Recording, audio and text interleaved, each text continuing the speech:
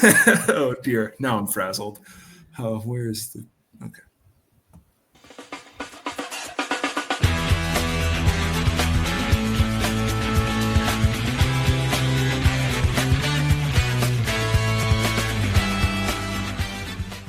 Hello and welcome everybody to the Twins Off Daily podcast brought to you by twinsdaily.com.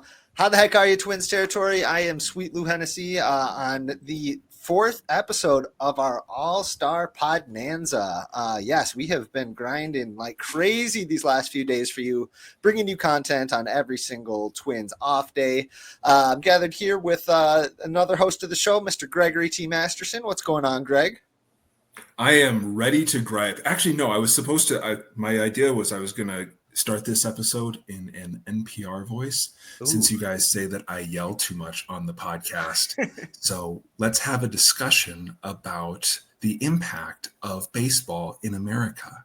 Thought for your thought. Yes, I like that. You should use that voice more. That's nice and soothing and mellow. It's great. Speaking of mellow and great, we have a guest on the show. I think he's up there on the leaderboards for most appearances on the Twins Off Daily podcast. That's Mr. Theo Tollefson. I'm back. Yes, I didn't think I was on the leaderboard, given that in the clipped show earlier this week, I had an episode. He's just talking through the music, but Theo, we got it. You're a five-timer. You were the first ever five-timer on the Twins Off Daily podcast. So this is me saying congratulations, Theo. This is a momentous occurrence, performance. I consider accomplishment. That's the word. 4 times because, as you had in your clip show, I was violently ill for one of those previous 4 appearances. So I'm considering this number 4. Everyone's up to 5. Okay, we'll go with that then. Nick Nelson, the ball is in your court to try to reclaim the lead.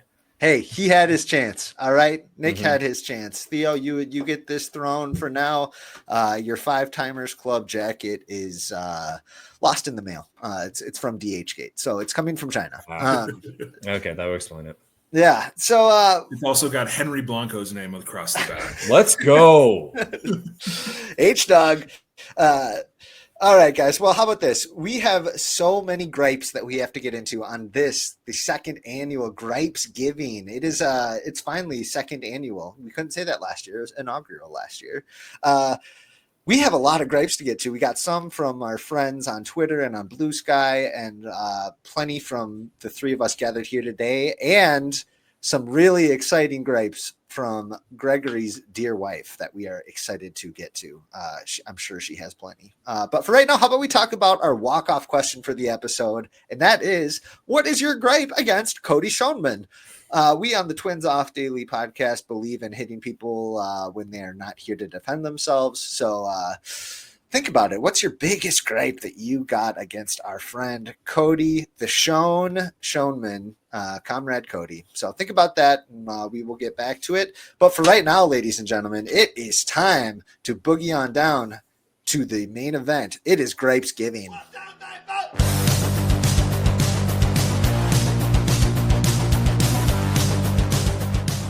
Part of me wants to just play that song in the background while we're griping the entire time. Just let some. I wonder how long it goes. I genuinely don't know what happens. You gotta put it on the loop. 10 seconds. Oh yeah, we would have to do it on a loop. What if it turned really bubblegum poppy after like 15 seconds and we just never knew? Well, we'll test around with that. Maybe we will in the future. But for right now, guys, I think we got to dive into some gripes. What do we think? Should we start with a listener gripe? Yeah, let's start with a listener gripe. I'm going to turn that down a little bit more. Okay. Let's start with Henry. And let's start. I'm beginning to feel like Falvia's drafting taller and taller guys is a joke until someone calls him on it. That guy they took this year is ridiculous. His head doesn't even start in the frame in his scouting video. Or maybe it's Sean Johnson playing a joke to see when Falvey finally steps in. Unclear how deep this goes. Thank you, Henry. That is very interesting. What's his name? Jacob Reitz, was it? Yeah, I believe so. Yeah. And I think he was listed as what, a cool 6'10", 6'11"? Oh my goodness. He's might have room to grow and be the first ever 7-foot MLB player. So John Roush, your record may not stand for much longer. Honestly, if you've seen the picture of this Reitz guy, he looks like he's on stilts. He looks like he's a praying mantis, like disguised as a human. Like he looks absolutely massive. I feel like we're being kind of mean. I hope he's a really exciting arm. I'm sure that for sure, be awesome. I don't want to beat up on his looks too much, but the Twins definitely do have a type of getting these tall starting pitchers. I don't know. What do you guys think?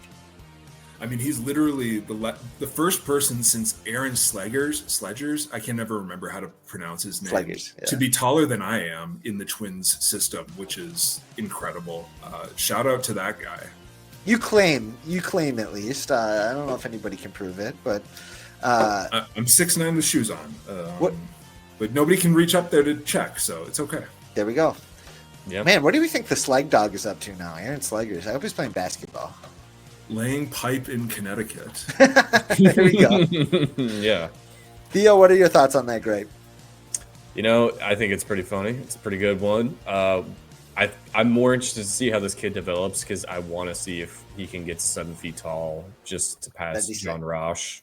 So, we got one twin currently holding the title, one former twin. Maybe another will take the other. So, yeah, in the Charlie and the Chocolate Factory, the one with Willy Wonka, or the one with Johnny Depp in it, the kind of newer one. At the end of that one, there's one of the kids that went through the taffy puller and came out like 8 feet tall. That's what this guy looks like. He looks like he went through a taffy puller and he just got stretched out. Yeah. Okay. Producer Lenny says Aaron Sledger is a business development advisor in the Phoenix, Arizona area. Shout out Aaron Slegers. Way to go, buddy. We all got to make our moves eventually here. Greg, how about this? Let's go to another Gripe. Who's next? Another listener Gripe? Sure. And another thing from Bob Azar. The gall you guys have to have a clip show after 49 regular episodes is astounding. Even The Simpsons waited until their 138th episode to do that. Are you guys saying that you're better than The Simpsons? I actually think we have more runtime across our 50 episodes than 138 episodes of The Simpsons. Oh, I thought you were going to say in the 800 Simpsons episodes. No. But I think our first 50 episodes versus their 138, I think that we actually have more runtime. So, I got to think so. Between you just got to have one episode. That's like two seasons of The Simpsons and just those 2 episodes I wasn't here for. Composite twins. And another thing, stop acting like the trade deadline is free agency. In free agency, the only constraint is money. With trades, the front office has to come to an agreement. Yeah, I think people do probably oversimplify how the trade deadline works. But yeah, I think that's a valid enough gripe. Yeah, I could see that being pretty frustrating. I don't know. You ever feel that way, Theo? Yeah, I do. Well said. Right. Well said. Henry has a second gripe. And another thing, every position player prospect this regime has drafted ever stinks. 9 years in, how do we not have a single pick who's maintained even just league average offensive numbers? I mean, I could think of a few that have gotten there. Who? Ryan Jeffers. Trevor Larnach. I think people underrate what Ryan Jeffers has actually been able to do, I think. Yeah, definitely. Yeah, I can see the frustration just with how things are going right now. I can see where that gripe would come from. I'm sure it was a little tongue-in-cheek, too. You got to think. Of course. I would like to kind of dig into, what are the paths? Or, go year by year. How many MLB bats did they actually draft each year? Especially with their lean into position or into pitchers recently. I mean, they did draft Bryton Rooker, even if he's not still with them. I mean, don't remind us. What about trade. Spencer Steer? Oh my goodness, he's been doing meh. Same with Christian Encarnacion Strand. So, Lamont Wade, please. He was drafted in the previous regime. You got me. You got me. I'm a fraud. Great. Okay. Yeah, Henry. I've got 2 more from the fans. We've got Aiden. And another thing, when Keishel is back, they need to give Rocco his spreadsheet back and make him start platooning Larnach again. I'm 100% in agreement with Aiden. Yeah, Greg, you've done some deep dives into this. I think he's following your lead there. Good for him. Good for him. All he does is parrot the thoughts of wiser men. Let's see if he's listening. Yeah. All I'll say on that is I do not have the numbers in front of me, but I do feel like Larnach has had some better at-bats against lefties than Max Kepler did. Okay, actually, Max Kepler was like a league average hitter against lefties the last 2 years of his career. People like to ignore that, but it was probably a complete fluke. But anyway. And last thing we've got from the listeners, Aiden again, that's MV Prelip on the tweets. And another thing, blow up Fenway. I hate Boston sports fans. And actually, this is crazy. I had actually been planning on complaining about Fenway Park in my gripes for Gripesgiving. The seats are too daggum small. I can't fit in most of the seats in Fenway Park. Blow up Fenway. Actually, it's a beautiful park. Just not very fun to sit there. It's fun to watch. Not very fun to sit there. I think it's so dicey to. I think it's so dicey to call for blowing up any part of Boston. Moving on. That was a good gripe. Thank you very much for those, Aiden, friend of the show. Really appreciate it. Any other listener gripes, Greg? I think that's all of them. I think we knocked off all of them. Okay. Do we want to rattle through a few of our own before going to Mrs. M's gripes? I think that would be a good idea. Let's do that. Do we need to start the music again? I think we oughta.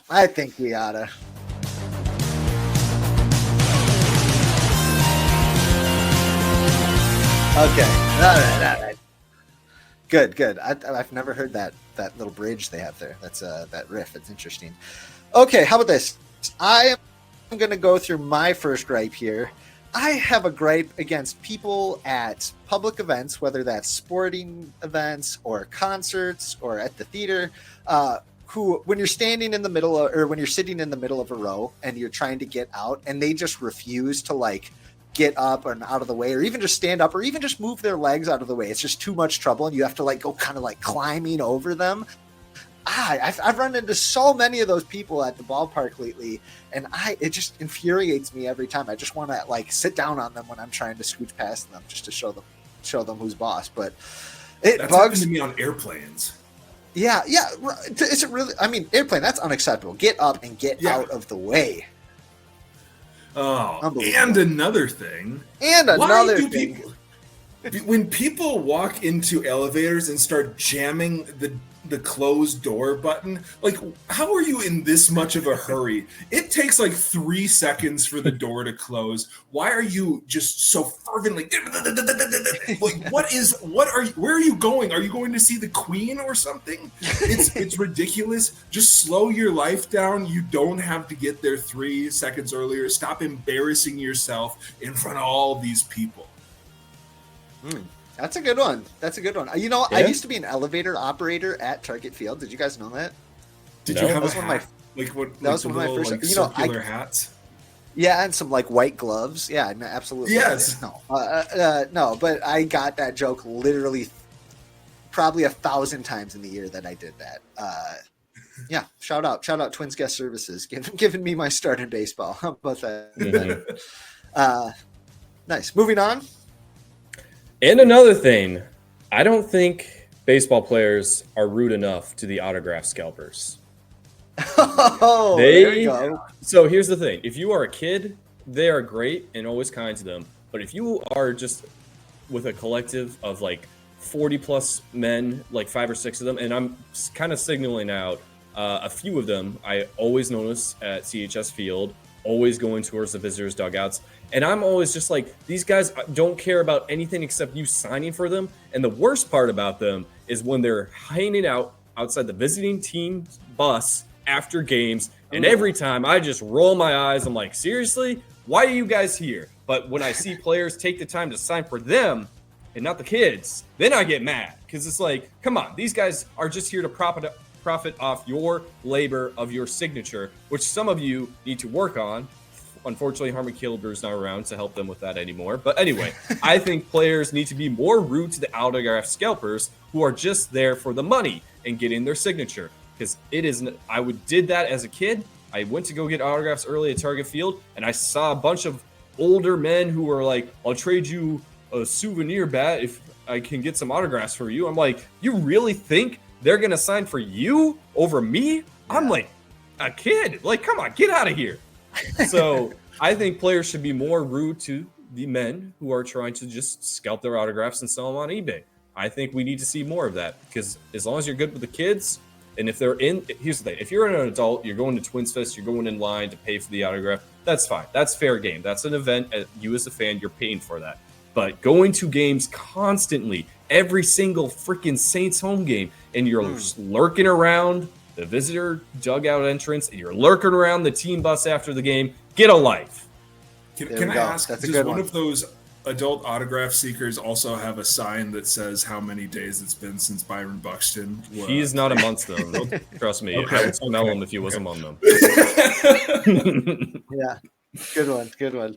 I love that you brought up the Harmon Killebrew, making sure everybody had legible, really neat signatures. I've seen some lately that look like somebody's arms were tied behind their back and they were writing it with the pen in their mouth. I think that's a separate gripe, because I think first and foremost, again, the players need to be more rude to these adult men who are just trying to scalp them. Can I tell a very quick funny story? When I used to autograph things out of obligation. One of the things that I would like to do, because it would be like, we have a team picture. And so you want everybody to sign 200 copies of this team picture. And so we would be sitting on a table. And so I would fake other guys' signatures who were down table from me.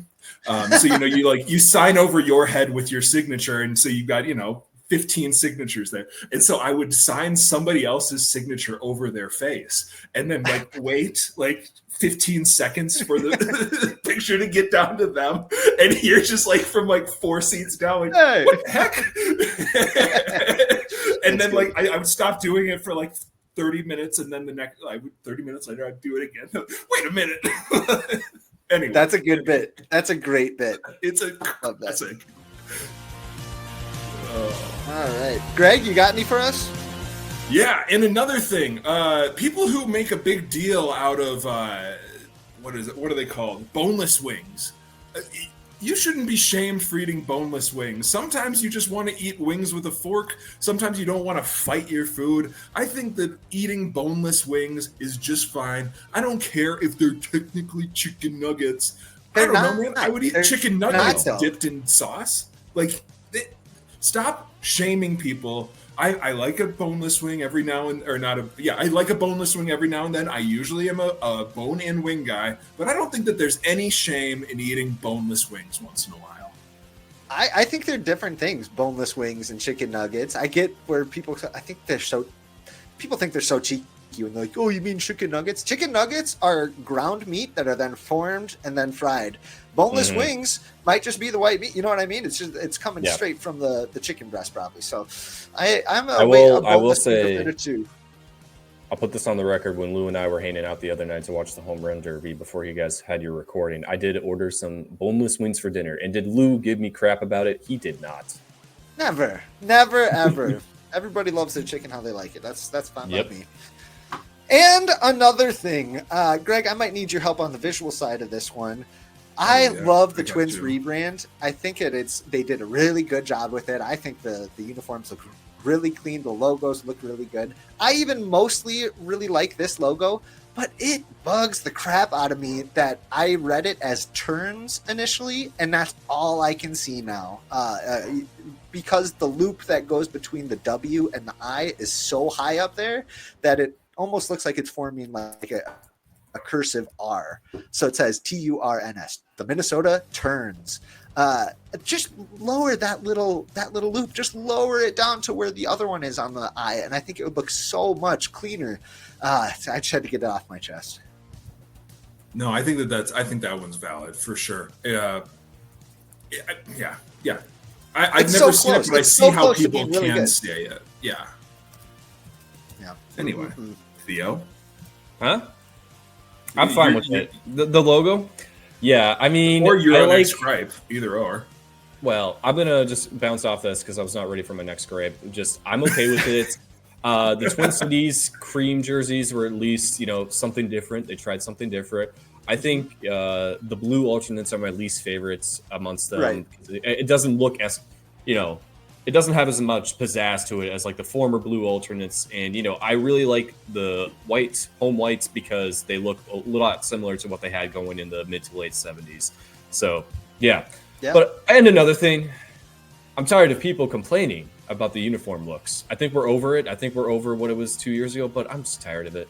So just stop. Everyone's looking for a thing to gripe about, and I'm going to gripe about people griping about these things. So, yeah. Gripeception. That's what we call it, gripeception. They need to wear the red hats. They wore those Yes. in the All-Star. No. They need, not permanently, but I think that they need to mix them in with the white, gray, and the blue jerseys. I think that is a nice look. If you want to make a red M hat like they wore in spring training to like match with the road, and a red TC hat like they wore at the All-Star game, I'm on board with that. I'm on board with it with the away gray pinstripe ones for sure that they're wearing during the All-Star game. I thought that looked really good. Minnesota turns. There we go. I just, for those of you who are not watching the video version, I just erased the dot over the I on the Twins, and I definitely see how you can see it says turns. I still don't think it says that, but I get it. It does. It's honestly not that big. A bit, yeah. Might be a stretchy gripe. And another thing, I was kicked out of the Destination the Show podcast. I'm going to do the voice again because I think it's so funny. I did everything right and they indicted me. I did nothing wrong. And Theo Tollefson, before we got on to record this podcast, admitted that he was the dirty scoundrel who evicted me from the chat during the stream. I can't believe, I think you've been hanging out with Cody a little bit too long. A lot of fascism going on here, and I'm not appreciative. You were just in a 20-minute timeout. You weren't gone forever. You were welcome back. Sometimes you just need a little timeout, Greg, and that's, I think, something even Lou can agree to. I mean, if you temporarily take somebody's water away for 3 days, they'll still die. It doesn't matter if you were going to give them it back the fourth okay, day. We're going to compare it to dehydrating people and taking away their way of life. Oh, no. Yeah, the people need their takes. It wasn't just me. They had them. The crowd, they loved them. I'm surprised that... So I'm surprised that, Greg, when you got put in your timeout, you didn't just make like 2 more accounts to like take its place. I ran out of email addresses. I went to make another one. You could make more Gmail accounts. There's no amount that you're. I know. I didn't want to make another email account. I wanted to reuse an old one, and I did not have another email address that I could get logged into in time to create a YouTube account. Yeah, fair enough. Anybody else got any gripes here? I'm out. Those were my big 2. I think we are good, at least on my end. Are we ready for the next segment? Well, just wait. Hey, Greg, you got any more gripes? I don't think so. I think I had one that I was considering, but I think I threw it out. But okay. I know somebody who does have. I know somebody who do have them gripes. And we'll affectionately refer to her as my loving wife Ernestine. So for those of you who've been listening, about a month ago we had Lou's loving wife Claire send in some gripes about Lou in his absence, and we said, you know what, we should have Mrs. M send in some gripes. And so I've been bothering her over the last month, and so finally yesterday she sent me her list of gripes. And there are 16 of them. So we are going to motor through these. So, for Mrs. M, Greg leaves crushed up cans everywhere. Not beer cans. I'm not a complete degenerate. But, when I finish a can, I usually crush it, and then I forget it wherever I was. He leaves his workout clothes on the clean clothes dryer. Ooh. She thinks that that's going to make the clean clothes dirty, but I need to hang them up somewhere before we wash them. He does that thing. Actually, what she wrote, I can't say on the air, but fellas, if you're married, you have a significant other, your wife walks through the room and you just got to do it. the fellas know what I'm talking about. The fellas know. He makes fun of the way I look. That's not true. She's making things. Greg? She's making things up. I absolutely do not. She says that I called her a pig. That's not true. Greg! It didn't happen. It did not happen. And if it did, it was maybe something like I was saying, like this little piggy went to market and this little piggy. Oh no! You can't even do that, man. No, come on now. You guys aren't supposed to be taking her side. We're the fellas. We gotta. What else does she got? Maybe we can cancel Greg altogether by number 8. Yeah. He sings different songs than the song that's playing. Who amongst us doesn't recognize a chord progression and say, "Oh, this is another song too," and then sing it like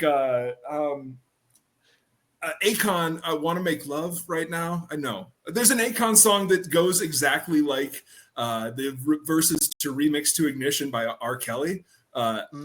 So if you ever listen to that, you'll hear that. And I disavow R. Kelly. But anyway, he snaps. And I was scared about this one, which he just said he snaps like, oh man, is this also like I insult the way you look, which is a made up thing. But no, I just snap to the beat when I'm out in public. She does not like that. He makes me listen to baseball. Mm-hmm. So sorry, that cut out. What did you say, Lou?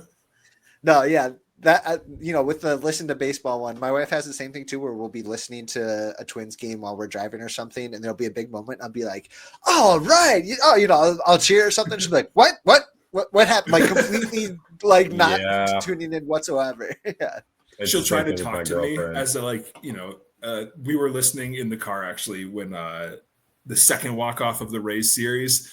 And she was like trying to tell me something. It was bottom of the ninth. I'm listening to it. I can't hear a thing she's saying.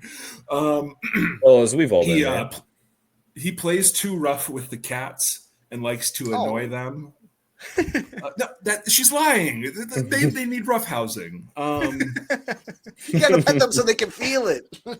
Yep. Sometimes you just have to just give a quick tug on their tail just to annoy them.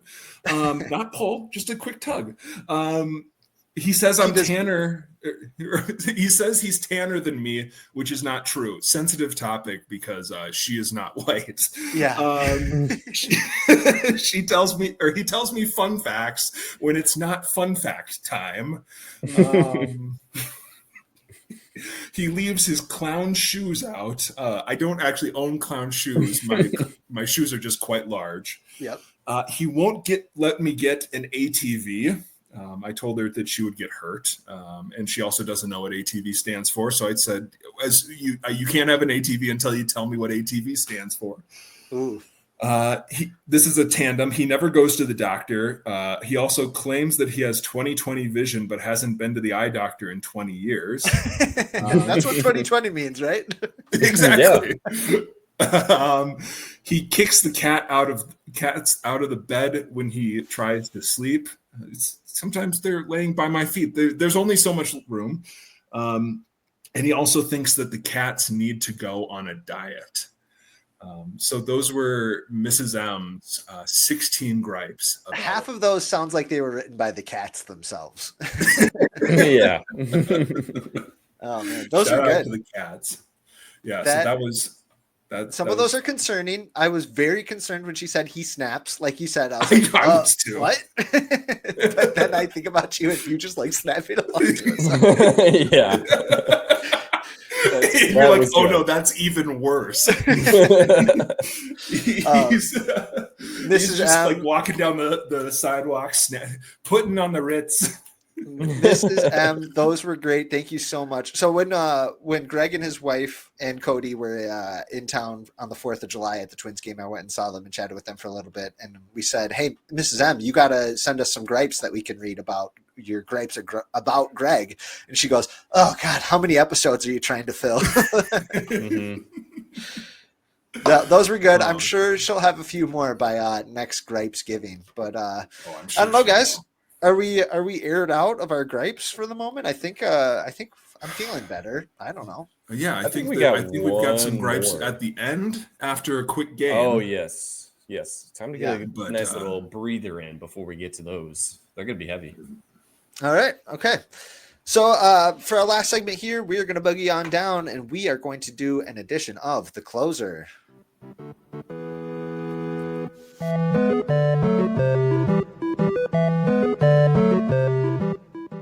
Okay, so for today's edition of the closer, we are going to do another edition of Blind Lineup. In Blind Lineup, I have 9 players that I'm going to list off, and Greg and Theo are going to have to try to decide where these players are playing in the field and where they are batting in the lineup.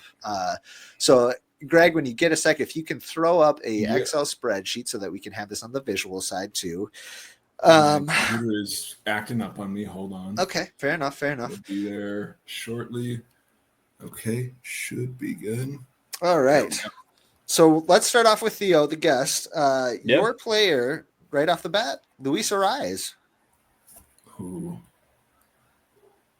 We're going to put him at second base, batting leadoff. Oh, dear. Okay. Surely that's not a trap. Not at all. Ariz is the type of guy you don't want asked first. You want that guy last because technically he can play a little bit everything. That's good. Greg, can you zoom in just a little bit? I'm not going to be putting him in left field or third base, even if he can technically play there. Yeah. Okay. Oh fair dear, enough. that's a famous last word because the next thing you know, you're going to have Jake Cave playing third base. Funny you should say that. The next player is Nick Gordon. Nick Gordon. Ooh. It's hard to pass up this shot at putting a center fielder out there. So I'm going to bat him 8th and play him in center field. Okay. Theo, your next player is hip hip Jorge Polanco. You can put him at third. And bat him Good. Technically. And that's what I'm going to do. Oh, dear. This is going to be the worst infield of all time. Hey, I could put him at shortstop. What? Or shortstop. I'm going to put him at shortstop just to be safe, actually, now that I think about it. Uh-oh. Adam 5th. What's hot in the lineup? 5th? Okay. Yep. Shortstop 5th. Okay, that's I can see your logic behind that. Greg, your next player is Fort Myers-based realtor Alex Kirilloff. Ooh. I don't want to burn DH. I don't want to burn first base. Let's put him in left field. No, let's put him at first base. We're going to put him at first base. And we're going to bat him 6th. Okay. This should be fun. I saw it spelled this way yesterday. No. So No. 2 L's, 2 F's.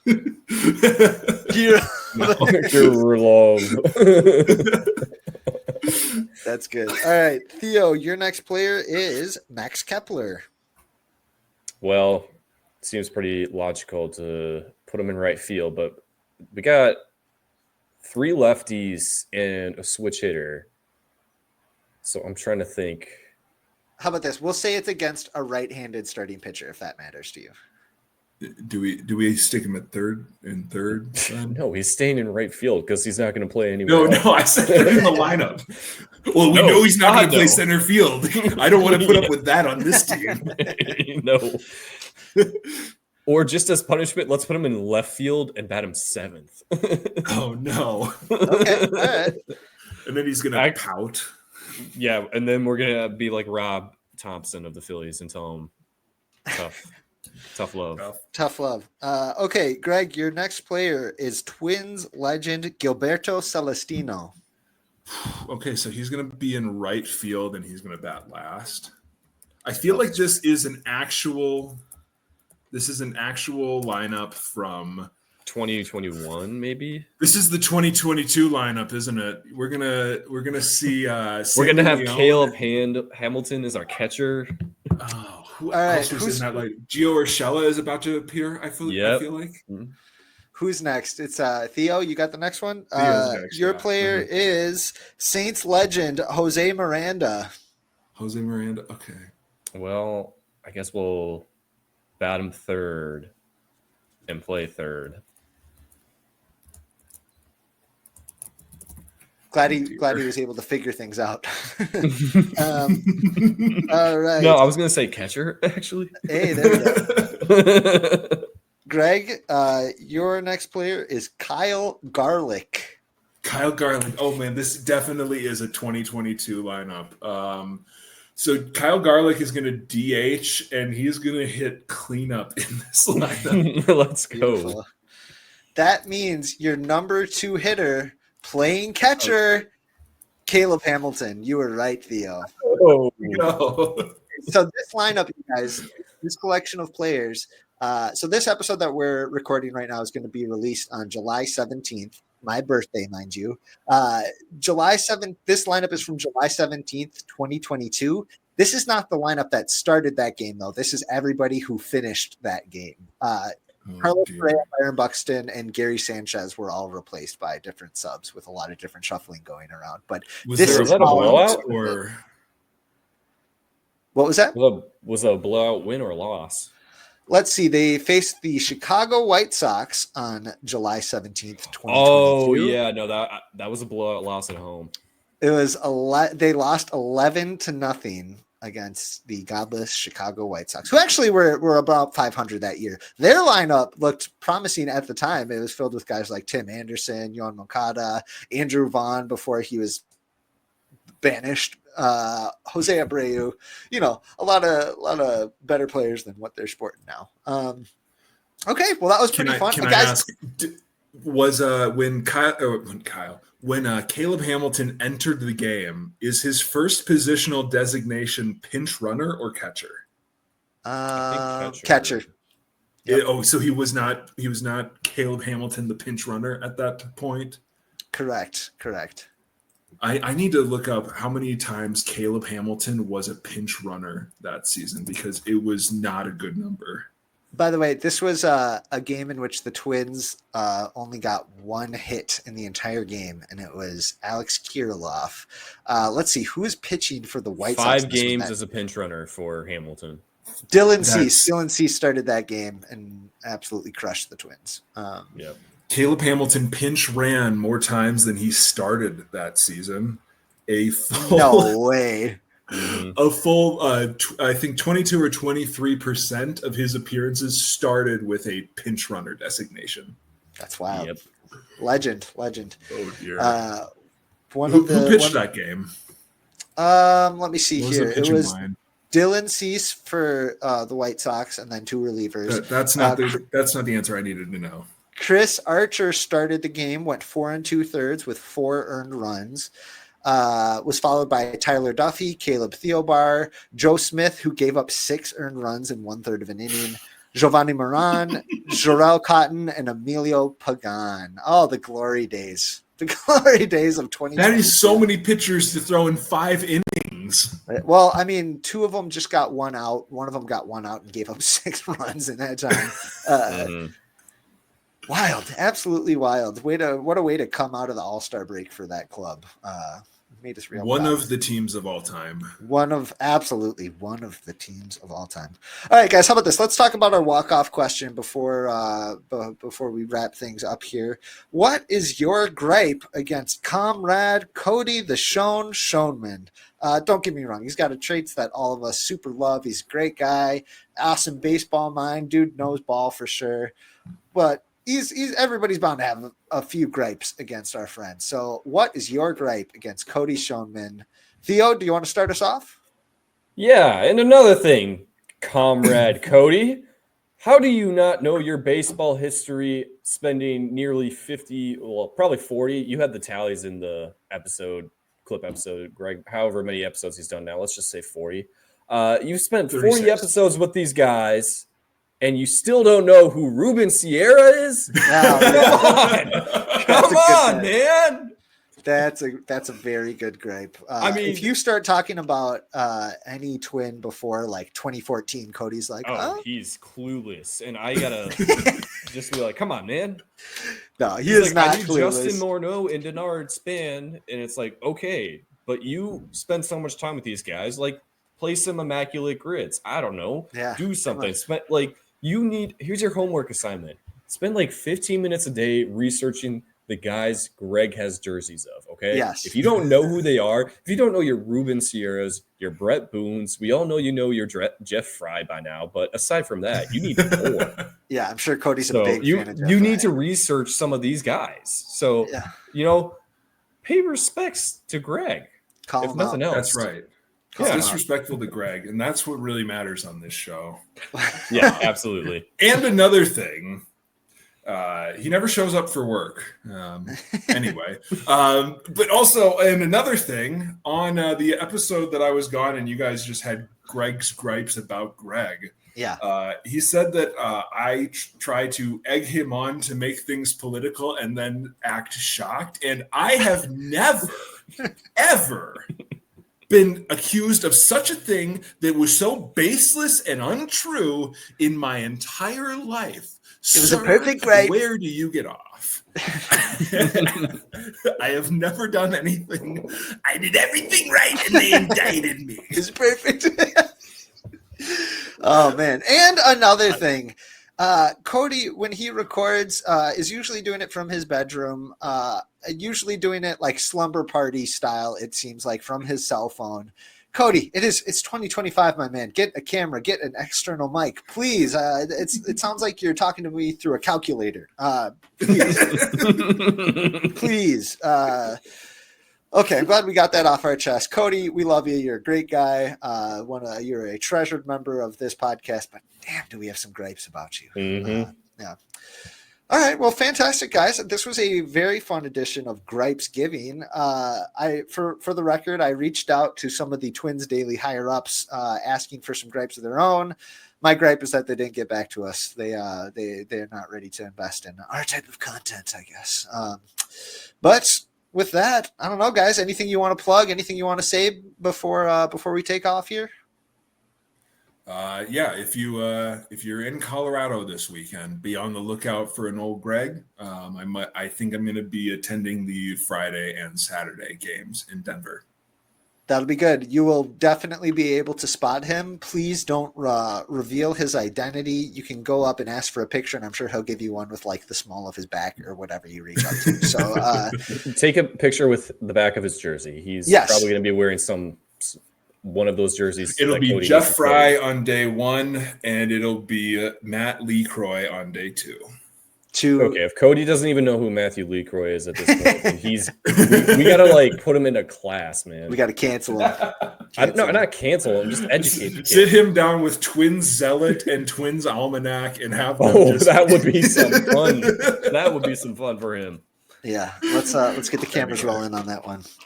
Okay, well, if that's it, everybody, thank you so much for celebrating the 2nd annual Gripesgiving with us. We've had so much fun on this all-star podnanza that we've done the last few days. You will catch us in the next off day when we'll start actually talking about some real Twin stuff, and of course, all the fun games and stuff that you really come to listen to this podcast for. We are always happy to bring you a little splash of fun. So thank you so much for joining us. Please leave us a review if you have time. It really helps us. We're hoping to continue growing this thing and have some more fun with some more folks. But until then, everybody, thank you so much and stay sweet.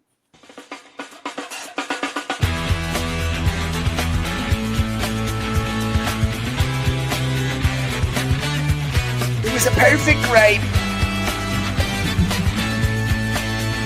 I know it, you know it, everybody knows it.